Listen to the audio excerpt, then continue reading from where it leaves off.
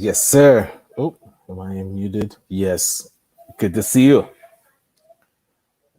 All right. Hold on. Are you on mute? Unmute. There I am. Here I am. Welcome. Welcome. Welcome to Ryan's show. No, yeah, there you Right. go. Good morning, everybody. It's Dr. Vibe here, host and producer of the award-winning Dr. Vibe show, and the host and co-producer of the only online show in the world that is for fathers and men that is sponsored by Dove Men Care. It's also co-sponsored by Dad Central, Canada's national fatherhood organization. I forgot to say, too, I'm a two-time Canadian Ethnic Media Association award winner, 2020 for Best Podcast News, 2018 for for Innovation, their second highest award of achievement. And one other thing that I'll probably talk a little bit more about this morning, I'm the board chair for the Global Food and Drink Initiative, which is a multimedia not-for-profit that is showcasing Blacks in the diaspora that are doing their thing in food, wine, and travel. And Mr. Ryan Knight is in the house. Good morning, Mr. Ryan Knight. Welcome. Welcome. Good morning to you, sir. Always good to see you.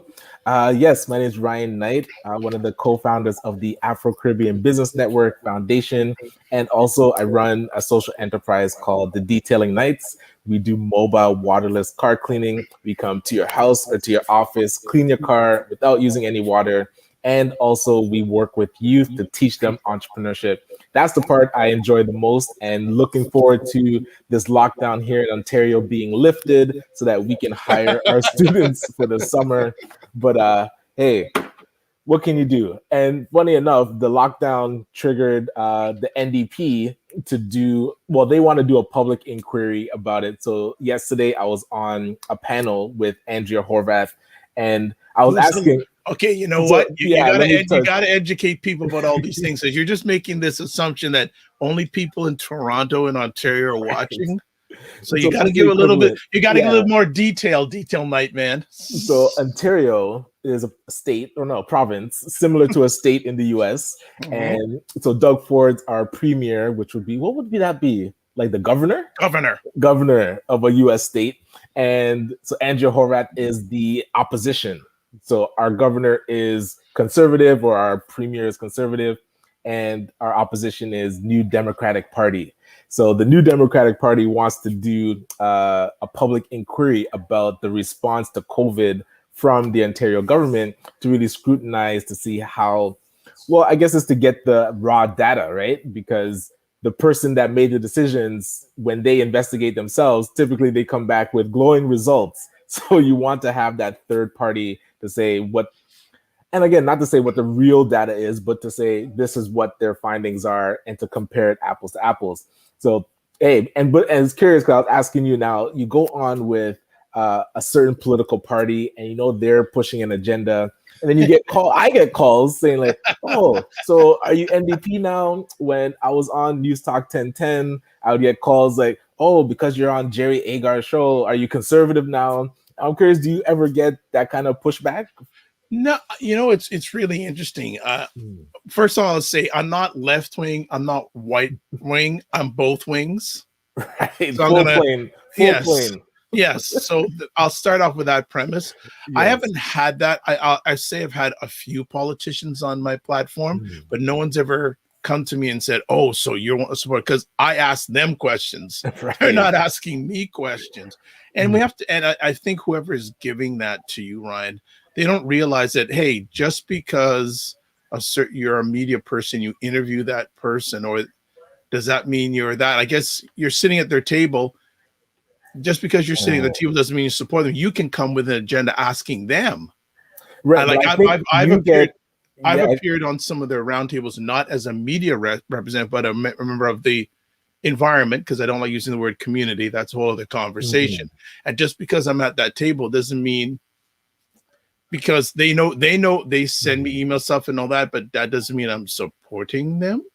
Well, and it happened also on the federal election campaign, Jagmeet Singh. So when the Blackface stuff was happening, Jagmeet Singh had a full roundtable. And so it was interesting because you're in the room typically with NDP supporters.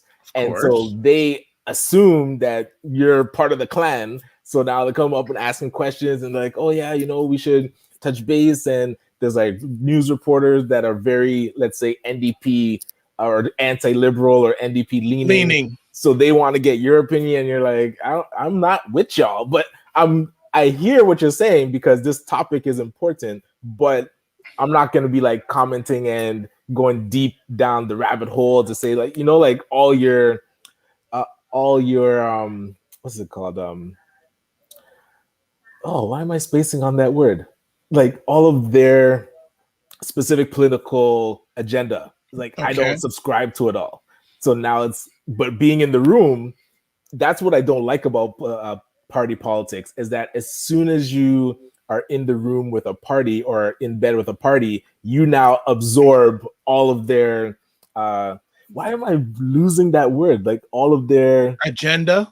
Yeah, it's something else than agenda. It's gonna come to me like in the middle of our conversation. But yeah, like everything that they believe or ascribe to, now you ascribe to it.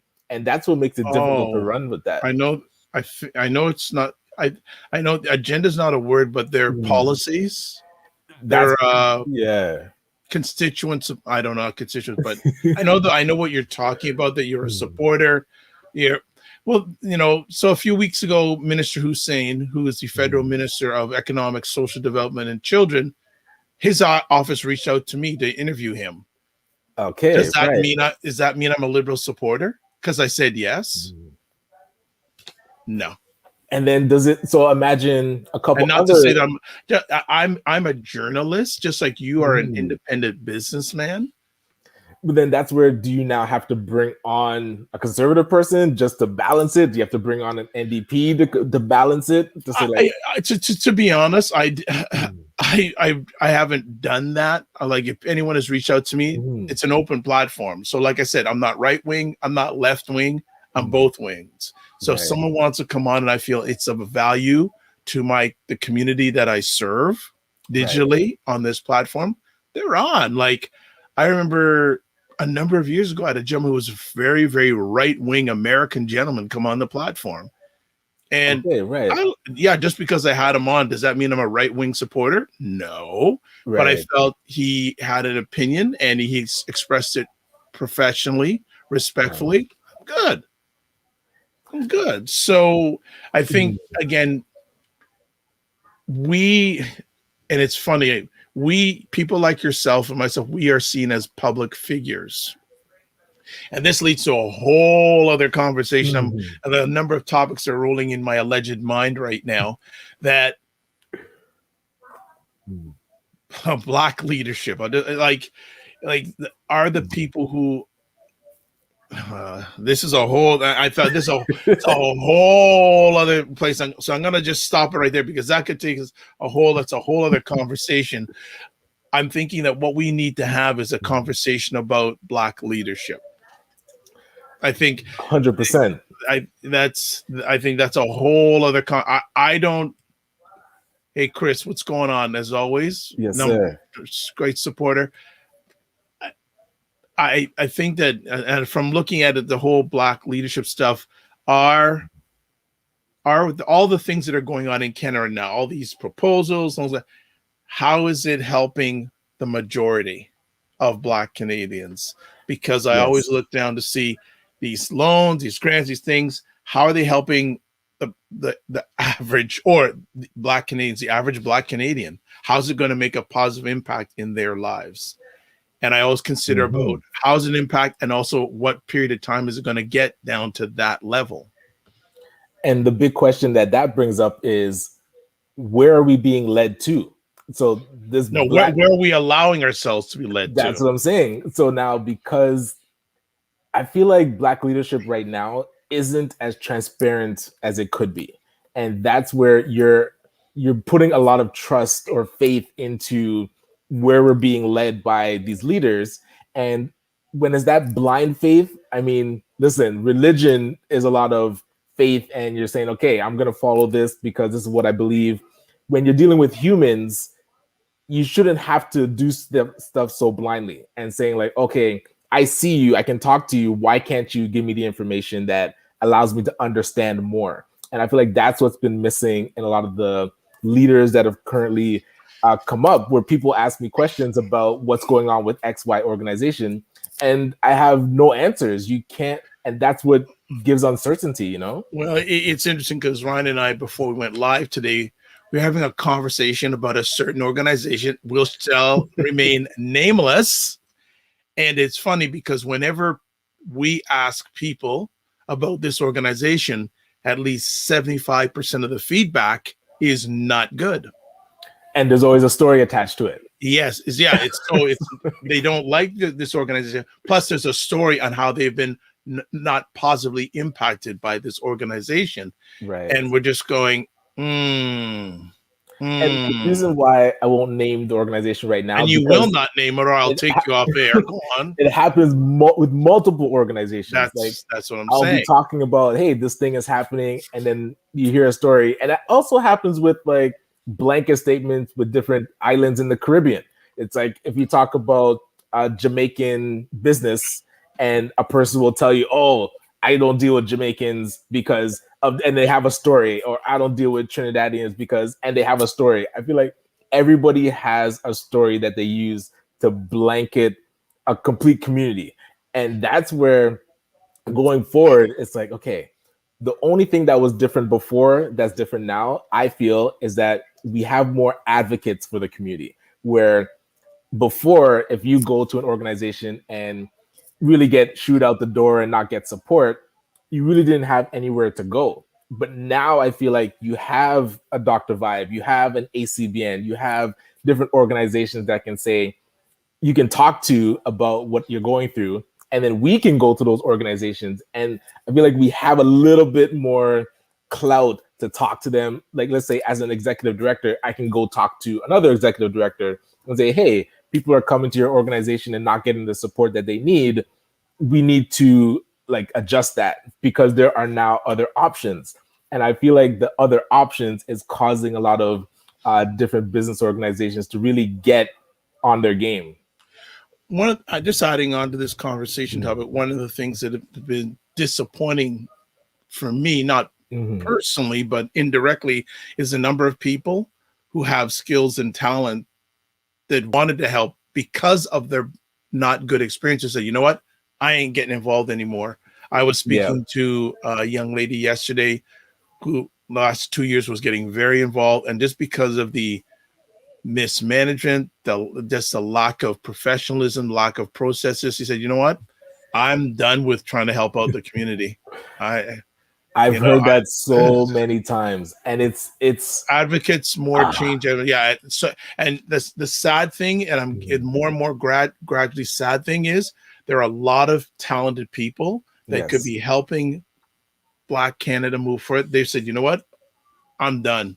I've got to survive day to day, and the efforts I put in of the extra time that I have into a lot of these things have just been frustrating, etc. I'm done with them, and I'm not even gonna take part. And what you said that's so important is the talent. There's people with immense talent that the community needs. And I'll use a quick example because the gentleman that came on, Errol Gibbs, that wrote the manifesto, he says this openly, that he had written it initially and literally was just throwing it over the wall to let people know, hey, these are some ways that we can work on it, because he had been working with other organizations from was like the 70s, 80s, 90s, and was kind of done with it. And him and his wife, they said, you know what? We put so much effort and blood and sweat into trying to remedy the things that they don't see as being completely unfixable. But the way that we're being led is making these problems in the community unfixable. So that's what causes people to just throw up their hands and be like, you know what? I was there on the picket lines, on the protests, and now I'm tired for that, and I'm not going to be into it. So, but that manifesto is like a type of blueprint that we need. So if he had completely dismissed the community and didn't even write it, we would be missing out on something very vital that I think will be able to help. But at minimum, he wrote it, and now I feel like the Christophers and the Uris and myself can pull him back in to say, listen, we can't allow this type of talent to just completely dismiss the Black community when there's still a lot of work to be done. So even those people that might talk to you and say like, hey, I'm done with trying to help, we still need to slowly, get them back in the game, because we can't let that talent go untapped. All right, so Christopher says hashtag blueprint. He also says, he asked the question, how can we harness all talents and weave them together? We will address that question after our break. And actually what I will do is I will actually give an example. Christopher saying connect the dots. Yes. Well, that's another organization. I'd like to know what's going on with them, but it's another conversation. Yes. But we're going to have a little break here, and then we'll address Christopher's question, how can you get the talents all together? And we'll lead with a positive example that I was involved with last night, but we will catch you back after the break. You're watching The Morning Vibe on Monday. Monday. I wish it was Monday. Yes. Friday. It's been that kind of week. Friday. May 28th. Yeah, the month is over. Amen. Let's go to break.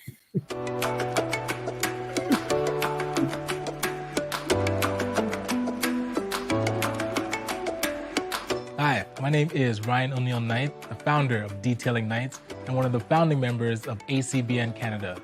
Our vision is to help unite and educate Afrocentric entrepreneurs so they can grow their businesses in a successful and sustainable way. We're helping businesses increase their sales and operations by providing networking, training, and consulting. So as a business owner myself, I found it difficult to find like-minded individuals, especially in my own community, that were doing things on a regular basis to help our businesses grow. ACBN Canada is that solution. We've created this community to surround your business with support to help you increase your sales and your profits. With expert workshops and masterminds to help keep you accountable, come and join us and really get to the next level.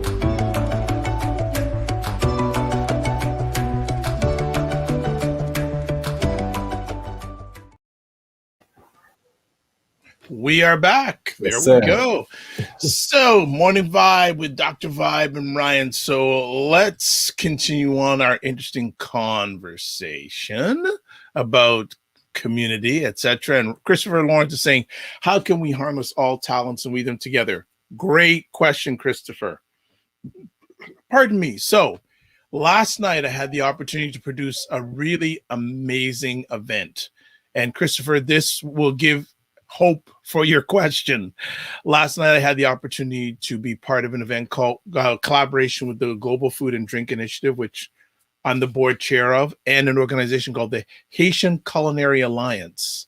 And these two organizations got together and did a 2-hour online special celebrating Haitian Heritage Month. Okay, excellent. So Global Food and Drink Initiative is an organization that's birthed out of an online magazine called Cuisine Noire, which is it's probably one of the longest running online publications that feature Blacks in the diaspora involved in food, wine, and culture. And I knew nothing about the Haitian Culinary Alliance. It's been around for 10 years. And what these two organizations is, they found a common good, worked together, and we had 4 different panels last night of Haitian, either Haitian heritage or Haitian born chefs, influencers, spirit and wine makers, taste makers. One of the panels featured 3 Haitian chefs that either Haitian background or Haitian born, that have been on Top Chef, the big show, like one of the biggest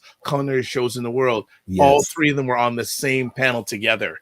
And I am producing it, and I didn't realize, like, till this one, I go, wow, like, that's rare air. Like, I'm going, so there is hope for this, that there are examples out there. So I wanted to start off with a good example of how it can be done and is be done, but it's not being done enough. And it would be interesting to find out the genesis of that. Like, what was the conversation that those two organizations were having initially to say, hey, we should actually do something combined? Well, Fieri Williams, who's the driving force behind the GFDI and Cuisine Noire, she's been very passionate. Like, she's put her blood, sweat, and tears over the last 11, 12 years to really make Cuisine Noire what it is today. And she is just, you got to be willing to do the work. And you also have to realize that your purpose, and it has to be relevant. and she has always had the purpose of showcasing Blacks in food, wine, and travel all around the world. And she has her frustrating moments. I hear them. she does, but you just got to keep on going, because you can't think of getting everybody on board. You just want to get the right people on board. And that is an interesting approach, because now imagine if organizations took that approach to highlight other organizations. So it's not about you, like Cuisine Noire. She is out there just highlighting and saying, like, who can I just put on a platform or give them the spotlight? That, it sounds like no ego. It's like, it's not. It's well, you're reading my alleged mind, because I think we have to get our egos out of the way, because egos is energy going out, not energy going in. So ego, EGO, energy going out. We've got to stop. We just, my thought process is, I don't work with anybody. I work with the right people, and I'd rather have a small group of tight people than. And I was actually saying this yesterday to one of the interns I have. I told her that I would rather work with people that have the 100% right attitude and 75% ability than someone that has 100% ability and 75% attitude. Well, and that's where you can build the ability. But if the attitude is not there, it's very difficult to adjust attitude on the fly. Because once that's set, it's like, and maybe that's the big, like, we need more, inject new blood. Like, we need more organizations. Yeah, we need new blood and get in. I'm gonna be straight out flat with that. I was talking to a fairly prominent community. I like Christopher put here, one driver, one co-driver, #passengers. There you go. I was sharing with a community, fairly well-known community member, neighborhood. I don't say community. I don't like saying the community thing. Very known in the Toronto Black neighbor world. Let me say Black world. Let me put it that way. And I was telling him this stuff, and he was saying, yeah. He says, yeah, because he said, and I said to him, I said, look, I don't know what Black communities are. I know we have a lot of neighborhoods. And not only just talking from the physical neighborhood, but even at the level we're speaking at here with different organizations, the collaboration has to happen. And what needs to happen is that the longer these collaborations take to happen, again, the more the average Black Canadian suffers. We are not 100%. We're not starting at the same starting gate right now. We're way behind. We're not even at the starting gate. Yes. And the longer that we take clashing heads and this organization, that organization, that organization. If you're the federal government going, okay, where should we invest our time in? Like, this is like, what am I doing? Where should I put this? I don't know this. I don't know that. Now, praise to the organizations that are out there doing their stuff. Great, fantastic. But 12, 14 months out the pandemic, are we better off right now? And again, like, you were doing a lot of, I've seen sessions about George Floyd, and a year later, and if you crunch the numbers, literally we've taken 0 steps forward. Like, there's been a lot of hype, and there's been a lot of spotlight, and there's been a lot of promises and announcements. But if you dig deeper into actual funds flowed, or changes in mindset, changes in wealth, changes in ownership for the Black community, nothing's changed. So I can't. We have to stop celebrating. Thank you. We celebrate everything. I may get in trouble. I may get into trouble for this one, but I'm going to say it. No disrespect to the Tamir Rices, the George Floyds, and all those, and people, Paquette in Canada, etc. Yes. Why is it that when these single events happen, we all draw to them when there's other people that have suffered in between that? Media coverage, we get sucked, and a lot of times we get sucked in by the media coverage of these events when we realize there are Black men and women in prison that are being treated in an unfortunate way, sad way. Here we don't get mad about that. There are organizations that concentrate on that, but they don't get the same amount. Again, they don't. They don't get the regular media attention, such as things like big events like George Floyd, etc. We have to be consistent. We have to. It's like when you go, whenever I go to an event, I always ask the organizer, okay, so what happens next day? Yes. What is the plan in between celebrations? Like, what is the action that we need to take? And it's interesting that you asked the event, the organizer, because since they organized the event, you would think they have the work plan afterwards. And this is what I keep pushing back against the government too. They'll do these announcements and not have any work plan or timelines to say, okay, now that we've announced this, and I'll use the 221 million in September, they announce it in September and can't tell you anything after that. They're like, oh, just be patient. More news will in the weeks to come. Like, what kind of language is that? Well, like, who is the project manager? But see, it's interesting. Now, again, I'm not a business guru like you, but to me, when I'm all the business world, when something gets announced, there is a process that you can show of how things are going to happen. The announcement is part of the work plan. Exactly. Because you've been working on it. And then, okay, we can tell people what to expect. Exactly. It's not, telling people. That's like having a launch party for your business with just the idea. It's like, oh, this is what I'm planning to do. It's like, okay, like, how much are you going to sell that for? Where are you going to sell it? Who are you going to sell it to? Where are you going to sell it from? It's like, no, this is just, I just thought of an idea, And I pushed back on RBC about this too. In June of last year, they announced $100 million to support the Black community. And I'd been calling them every week since June until the end of the year, and nobody could give me a response. Why is that? And then I'm gonna put it out there. And again, I'm not gonna name any organizations. There are two prominent Canadian organizations that I had conversations with. Actually, one of them, I called the person up. They are, how can I put it? I asked them about sponsorship. And they said, oh, well, why are you asking? I go, well, I have a certain idea. I told the person in 30 seconds about the idea. Well, that sounds really interesting. And I said, well, can I send? Now, this is the mistake I made. And I will not make it. This is a business point teaching lesson. Never send a pitch deck to someone or organization unless you're presenting it. Only send them a one-pager. Don't send them a whole pitch deck. Right. Because they will judge from there. If you can't present it along with the sending it, don't send it to them. Gotcha. Yeah, that makes sense. And it was a lesson. But the funny thing is, that person told me, look, send me your information. I sent them a generic one. It was a high level, wasn't a detailed one. And they said, quote, send it to me. If I'm not the right person, I'll get you in contact with the right person. That was 4 months ago. The crickets.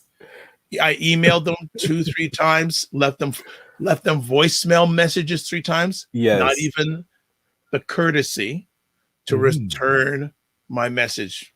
Not even that. Give a second conversation point. I was in a conversation with a fairly prominent person in the Canadian telecommunications industry.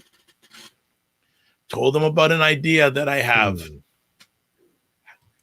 Man, you should be our hashtag creator, Chris. Yes. Was it 2-3 weeks ago? Dale Williams. Yeah, Dale. Yeah, your idea is now their idea. Exactly. Yes. But and it's funny. So they like that idea, so it's gone. And I was a lesson learned. I made a little bit of an error there. I don't mind. It's a lesson learned because the thing is, I'm shopping that idea other platforms, but hashtag yes, Chris. Thanks. So the same thing. So I was on a conversation with a group of people, major person from a telecommunications provider here in Canada. Told them about that. Oh, that sounds like a good idea. If I'll get you in contact with this person from this network. Sent them a message through LinkedIn. Send them a video message through LinkedIn. Give me your email address, and I will get you in contact with that person. That's 2 weeks ago. Right. But don't worry, Dale. I have not sent them any information. Right. And that's what irks the most, is that you're doing the persistent, but you're not getting courtesy. And hey, I understand people are busy and you're not going to respond to every email, but it doesn't bother me anymore because I did what I did. I did what I was supposed to do. I'll follow up with them in a few months or something. But the thing is, by that time, that idea may be picked up by somebody else. Very true. But then this is where I don't like it when people use the Black experience to now give them the spotlight. And that's why I always call out RBC, because Ryan's going hard. The CEO was able to make this grand announcement and not have to deliver anything until a year later. And even what they delivered a year later isn't what was in that press release. So now you got all these accolades. You come out just after certain things happen in the Black community. Now you can boast your chest and RBC is doing X and big numbers here, big numbers there. But nobody's even holding them accountable to say, where did that money go? How did you get it into Black business owners? I've gone to 12 different branches. When you talk to them, they have no idea what I'm talking about. So who was this announcement for? It was literally just an ego play. And they're getting accolades and the Black community is getting nothing. That's what I don't like to stand for. And we can't just let things like this keep happening, because in the US, they said that $50 billion was promised to the Black community after the George Floyd death. I don't have the resources to dig into how much of that money actually got to the Black community, but I'll tell you, it's probably not more than 10%, if that at all. And you can see all those people that got to make announcements got to look really good, got to look really good on their social media, got to look really good in the PR wire, got to look really good to their shareholders, got to look really good to their employees. The only person missing is the Black community. The resources don't get there, and nobody, like, we don't have that even playing field to advocate and put pressure on them. And that's what's missing. It's like people get to use the Black community and we don't have that legging or that footing to fight back. Yeah, see, that's the thing. We as Chris said, hashtag optics. And Dale is saying it went all to BLM to distribute among the people. That's another conversation on BLM right now. So I don't know if BLM is not in the greatest light with a lot of Black people in the United States. There are certain, I can't remember who it was, but the father of one of the police shooting victims in the last year or so said that, you know what? BLM is getting money on behalf of my son's death. I ain't seen any of it. What, to the tune of like 90 million? And that was what was reported. So, but it's another conversation. They only raised $90 million. That's not a lot of money, if you really think about it. Agreed, but to me, it's a lot of money. So like, Dale said, I said it with tongue in cheek. Okay, that's what it's like. This money. Well, but hold on. You look in the big sense of it. If you look at how many companies, major companies are out there in the United States, $90 million ain't a lot of money to get. Agreed. And it could, I know it's a lot. I know it's a lot, but I'm just going, really? Only $90 million? Like, okay, put it in comparison. Don't know if people watch the Food Network. There's a guy named Guy Fieri who hosts a show, Diners, Drives, and Diners, and also Guy's Grocery Games. They just signed into a 3 or 4 year contract for $80 million. Come on, one man. So this is why I say 90 million is a lot, because the Black Panthers did not get 90 million, yet they had food breakfast programs, medical programs. They advocated for the community, actually made progress with making sure that they held police to account. What could they have done with $90 million? They would probably have their own mini country in the US. Like that wouldn't happen. That'd end up in the same way as Black Wall Street did. That was just another conversation, right? Fair enough. But without it, they still ended up the same as Black Wall Street. Chris asks, who in our community is seasoned in strategic planning? This is the way I would answer that. There's a lot of people, but the question is, who in the community is seasoned and does not have an agenda that is good in seasoned planning? Man, we have to leave it there because that's a to be determined. Yes, let them put up their hand. You got the call out, strategic planning, no ego. Reach out. We are here. We want to give you the spotlight and make sure that you're able to support the community in the best way that we see fit. So, hey, I'm looking forward to meeting that person. Well, there are people out there, but the majority of them said, I quit. I'm right. done. Exactly. Right? Yes. I could give you a list of at least 10, 15 names. Right. That would be able to turn things around. But they've said, no, man, been there, done that, got my t-shirt. I don't want any part of that anymore. Damn. That's unfortunate, What I said as I said in one of my conversations this week, what many of us have to do is we have to go into a big closed room, lock the door, and don't come out till we have agreement. Yes. Hey, get in that boardroom and you figure it out. You don't come out with the plan. After with the plan. And look, and some of the conversations aren't going to be pretty. Right. But again, I think one of the things is people have to get their egos out of the way. They have to get their egos out of the way. We have to determine what we want, because the more I'm looking at this, and again, people may push back on it. Some of the biggest challenges we have is with ourselves. There it is.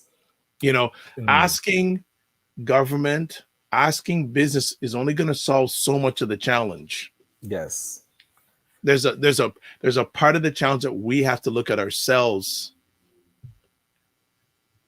and address. Yeah, drop the ego. # drop the ego. Yeah. We the Black environment will not move 100% forward until we drop as # drop the ego, take some of the responsibility, control our own media, control our own businesses, and control our own education. That's the Dr. Vibe manifesto. Right. Sorry, Mr. Gibbs. Sorry. Right. The Dr. Vibe manifesto. We have to, and we have to take some of the responsibility of our challenges to ourselves. Well, and that's where foundational things that are needed in the community, if that is bigger than any individual person. So if we're working toward those bigger things that'll actually move the community forward, and like you said, taking ownership of our health, our own education, hospital, education, media, our own school, media, our own media outlets, on par with a CP24 or we just need to start something. But that's where it starts, and those aspirations are bigger than just any individual person. Christopher says, I see hope for us. I do too, but there's a caveat. Are we willing to do the work, especially the internal work? Man, my hand is raised. I'm ready to get to work. I feel like I've been at work. Right. And we love all the people that are jumping in. Thank you for watching live. Yeah, to do the internal work. That gotta be ready. The interesting thing is there are a number of successful Black-owned and Black-run organizations that are successful without even dealing with the Black environment. What does that tell you? Yes, and that's where we lose that link, because now they don't. It sounds bad, but it's they don't owe anything to the Black community because we didn't help them get there. So that's where we now have to get better at supporting people to get to a certain level of success, where they still have that link to the community to say, hey, because the community supported me, I now want to support the community.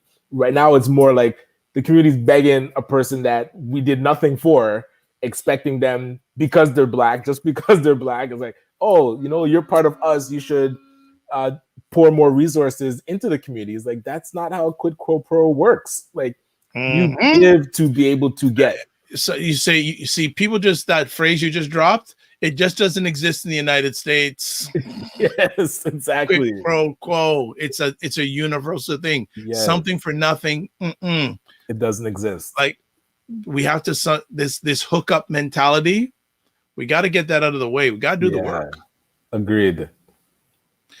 Shout out to Ryan Singh. Mr. Singh, what is up? Good to have you here. Christopher Lawrence, community inventory check coming soon. Hey, it should be happening already. Looking forward to that. Yes. We need to asset map where the talent is and who's willing to help. Because some will not be. Well, we have run a little bit late today, but because we are very passionate about this, and also a lot of people jumped in live. Ryan, what's up for you this weekend? This weekend, we got our Black Boys Code session. Tomorrow, we're doing computational thinking. So again, if you know anybody that wants to support Black Boys Learning Code, please reach out. You can email me at ryan.knight@acbncanada.com. And also, we have our youth entrepreneurship program, our cohort. We're about halfway through. So always excited to be able to support the next crop of entrepreneurs. And then Sunday, relax day. I know that's going consistent. I'm working on it. Yes. So looking forward to that. How about you, sir? How's the weekend look? Well, first I'm going to say, work without the dance moves. I like that. I like Christopher. Can I borrow that? I need to drop that in some of my conversations. Work without the dancers. Ryan saying, my son is interested in learning code, so you may need to reach out to Ryan Oneil Knight. I can give you. I'll make sure I will. Hey, Greg Frankson. Hey, Greg. Hey, good to see you, man. Hey, would you look, Greg? I'm going to put it out there, Greg. Would love to have you on if you're up for it. I would love to. I will make a note to email you today and see if you have some time to come on. Would love to get your perspective on some of these things. Greg is credible individual doing a lot of stuff on that people don't know about. True. And people need to know, Greg, what you're up to. So there he says, I'd love to be on the show. Okay, so Greg, I will email you today and see whether this Monday or next Friday is available in your calendar. Thank you so much. Appreciate it. But and I will get Ryan at Ryan and Ryan with each other so they can get and just want to hail up Ryan Ryan Singh. Yes, he's a great film producer, documentary man, and here we should actually get him on. I had him on my Black Canada Talking show last Sunday. His whole family is in the film business. Oh, I did not know that. His wife, both his kids, all in the film industry, and they just finished doing a movie called Henri. So Ryan, I'll touch base with you on back channel to see if you can come on the morning. But his whole family is in the film business. Excellent. His wife, both his kids are in the film business. So they're creating a family business. Absolutely, as it should be. Right. So Ryan is one of those people that has the right mindset. Family business, creating family legacy. So his young kids now are already in industries and will be for years to come. So it also sets up for generational wealth. And the conversations are completely different when everybody is enterprise thinking. And I love that. I'd love to learn from actually Ryan to see how to set that up with the family. So definitely I'm going to reach out to Ryan today. Ryan Singh in regards to his son getting involved in Black Boys Code. Also have him on the show. Yeah, his films are playing right now at the Calgary Black Film Festival. Ooh, I got my ticket. And beginning today at the Hamilton Black Film Festival. And he also has one of his films at a New York. Now, correct me if I'm wrong, Ryan. New York Independent Film Festival coming up too. Oh, sweet. Yeah, I just actually got my tickets yesterday for the Calgary film. Was it yesterday or Wednesday? Yeah, so looking forward to checking that out. And Ryan he's even given his phone number. I will email you guys, or I will text you. I'll text Ryan Knight. I will text you Ryan Singh's phone number. Solid. And you can chat. But there you go. And New York City Independent Film Festival. So, wicked. So we gonna stop because see, there's a lot of good things happening, Christopher. and it's not with the Yes. traditional people. But they need the spotlight. That's the difference. Right? Yes. Right. And also another great thing I can say about Ryan Singh, he's very much a giver. He does mentor others in the industry. Right. Yes. That's a key point too with if you're going to be a leader, you got to be able to give and not just give for money. Right. So you asked me what I was doing this weekend. I got a pile of work to do today. All right. I've got to do a follow-up with a bunch of social service providers in regards to fatherhood programming. I have a number of, here's another thing, folks, business tip, video messages to send to people. And that's a whole other conversation topic. I have Black Canada Talking on 5 p.m. Eastern time on Sunday. We have our monthly roundtable with Elle Jones, Sarah Ayango, Warren Clark, and Cesar. So they're going to be talking about a number of different things. We have that monthly panel. I've got like I said, a long list of people I've got to send messages to, and just community building. And actually was featured last Sunday on a program called Let's Talk with Woodrow. Can't remember his last name. He's a pastor, and that went really good. So Ryan, you're dropping knowledge bombs at the end. You say, we never give, we invest. That's what we've got to do. We got to start investing. Big time. And then there's always value in this. There you go. So, okay, Ryan, you're dropping too many knowledge bombs. So we got to stop because you won't have any reason to be on. Well, you have reason to be on anyways. Yes. So we have that coming up on Sunday, and lots in between. Actually, we actually start. I will have a new commercial for some of my programs starting next week. So I have some more commercials coming out next week. That's it, man. So I don't know when I'm going to get rest. Tonight, definitely tonight. And tomorrow's a little bit of a rest day. So it's been. Hey, put that in your calendar. Make sure nothing gets booked in there. I do, man. Put that rest in. Well, folks, wow, long conversation. But again, we just do it because you want it, and we're going to make it happen. And usually at 10 o'clock Eastern time, Ryan has a meeting, so we better get off. No worries. I already heard his phone buzzing and rizzing. So, Christopher, thank you. Have a good weekend. I'd like to thank Christopher, Ryan Singh, Dale Williams. Thanks for watching live. Everyone else, thanks for watching the replay. Have an outstanding weekend. If you want to get in touch, well, you can get in touch with me if you want. Let me just put it up real quick.